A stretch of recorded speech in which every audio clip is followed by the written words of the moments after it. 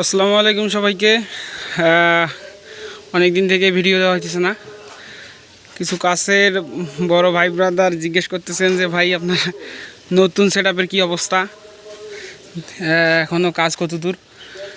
যে বৃষ্টি চলতেছে সেজন্য যে ভিডিও করা হয় না, তাই একটু ভিডিও করে নিচ্ছি এই ফাঁকেই আর কি।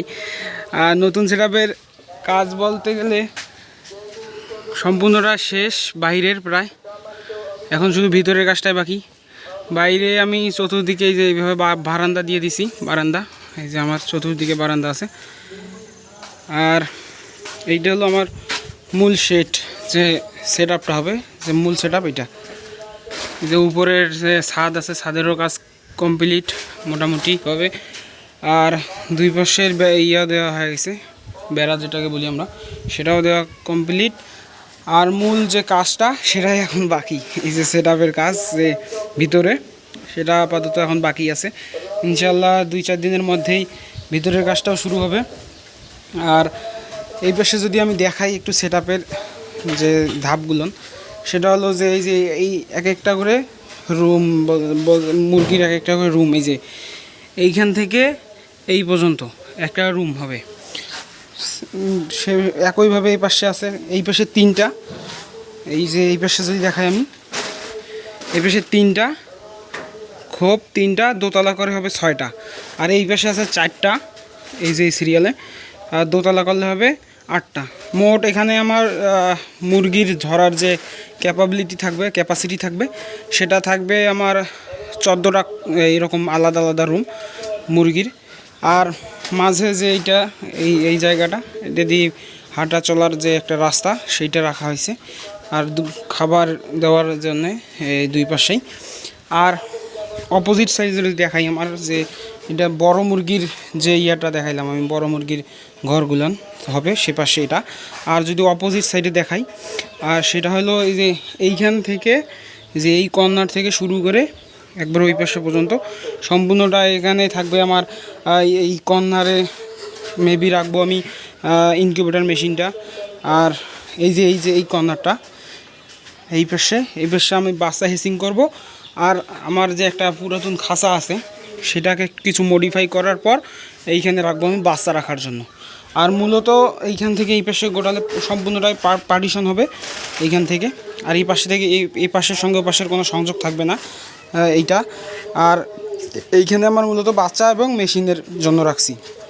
আর বাইরে যদি দেখাই, এই যে এইটা হবে আমার ফ্রন্ট সাইড, মানে সামনের সাইড খামারের। এটা সম্পূর্ণটা আমি নেট দিয়ে দিব, এই যে ইয়াটা থাকবে সম্পূর্ণটাই নেট দিয়ে দিব। আর যে পিছনেরটা যদি দেখাই একটু এই পাশে ঘুরে, এই যে পিছনের এইটা, এই যে পিছনের এইটা হলো আমাদের ব্যাক সাইড খামারের। এই পিছনের ব্যাক সাইডটা দিব আমার এই যে ঠিক এই সিস্টেম করে। নিচে তো আমার গাঁথুনি আছে, আর উপরে দিব নেট মাঝ বরাবর, আর একবারে উপরে থাকবে নেট, আর মাঝে থাকবে এই টিনের পার্টিশন। আর একটা জিনিস দেখাই আমি সেটআপে, সেটা হলো যে ওই যে উপরে যে আমাদের এই যে টিনটা আছে, টিনের পানিটা এই যে এই গ্যাপটার মধ্যে পড়ে। গ্যাপটার মধ্যে পড়লে একটা সমস্যা হয়, সেটা হলো যে এইখানে যখন পানিটা পড়ে আর কি, এইখানে, তখন এই পানিটার মানে ভিতরে ঢুকে আর কি, পানি পড়ার সাথে সঙ্গে। সেজন্য আমি এই যে উপরে এই জায়গাটা দিয়ে আমি পাইপ দিয়ে দিব ইনশাল্লাহ, ওটাও সেটআপের কাজের সঙ্গেই থাকবে। আর আজকে এই কাজ মোটামুটি এই পর্যন্তই আপাতত আছে। আরও কিছু কাঠ, এই যে কাঠ কিছু শুকাইতে দিছি, এগুলো ভিতরের সেটআপের জন্য।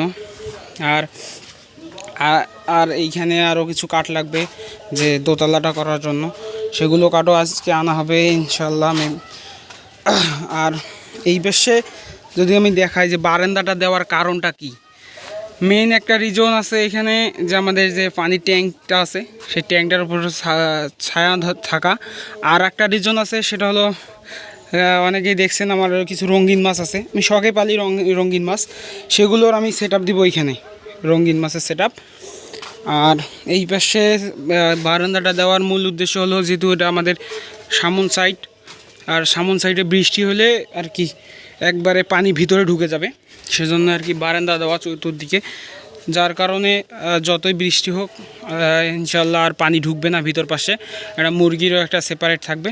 আর এই পাশে যদি আমি কর্নার দিয়ে একবারে সম্পূর্ণটা ওই মাথা পর্যন্ত এখানে পাইপ দিয়ে দিই, তাহলে পানিটা একবারে নিচে নামবে আর ভিতরে ঢুকবে না, সমস্যা হবে না আশা করা যায়। আর সেটআপের কাজ এই পর্যন্তই। ইনশাআল্লাহ নেক্সট সেটআপের কাজ যেদিন শুরু হবে সেদিন আপনাদেরকে দেখাবো। সে পর্যন্তই সঙ্গেই থাকুন, সাথেই থাকুন। ধন্যবাদ সবাইকে।